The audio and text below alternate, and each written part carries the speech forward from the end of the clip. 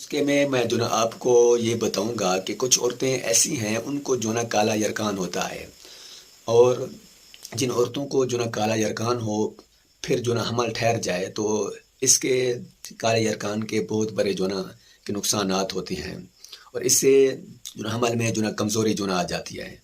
کہ آپ غور سے سنیں کہ کالے یرکان کا جو نا میں جو نا علاج بتا رہا ہوں، بہت جو نا آسان جو نا علاج ہے، گھر میں آپ جو نا بنا سکتی ہیں، اور مفت جو ہے نا آپ جو نا یہ جو نا علاج جو نا کر سکتی ہیں۔ جس طرح میں نے آپ کو پہلے کہا کہ ہمارا وہ جو نسخے جات ہوتی ہیں جو آسان ہوتی ہیں اور مجرب ہوتی ہیں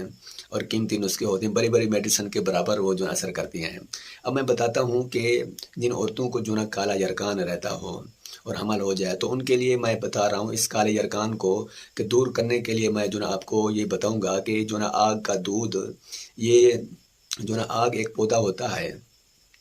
وہ جو نا اکثر یہ سڑکوں پر اور اسی طرح کے دیہاتوں میں اور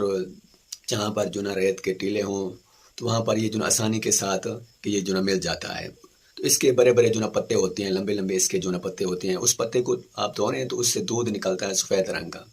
یہ بھی جو نا اللہ پاک کا جو بہت بڑی ایک نعمت ہے، یہ جو کہ پودا ہے بہت بڑی، یہ بیماریوں کا اس میں جو ہے نا اللہ پاک نے اس پودے میں شفا رکھی ہے۔ آپ جو ہے نا آگ کا دودھ جو ہے نا 3 قطرے لیں، تو 3 قطرے لیں تو ایک جو ہے نا ہتھیلی پر وہ 3 قطرے ملیں آپ۔ تو اسی طرح دوسرے دن جو ہے نا کہ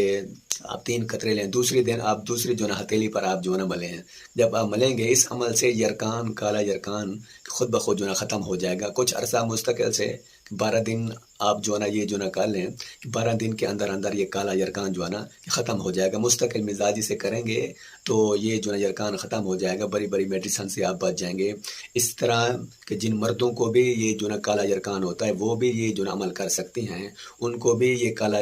یرکان جو ہے نا ان سے بھی یہ کالا یرکان جو ہے نا دور ہو جائے گا اللہ پاک کے جو ہے نا کرم سے۔ آپ ہمارے یوٹیوب چینل کو سبسکرائب کریں، لائک کریں، بیل کی گھنٹی کو دبائیں۔ آپ جو ہے نا 5 وقت کی جو ہے نا نماز کی پابندی کریں، قرآن پاک کی تلاوت کریں، ذکر اللہ کریں، دعائیں کریں، انشاءاللہ یہ سب بیماریاں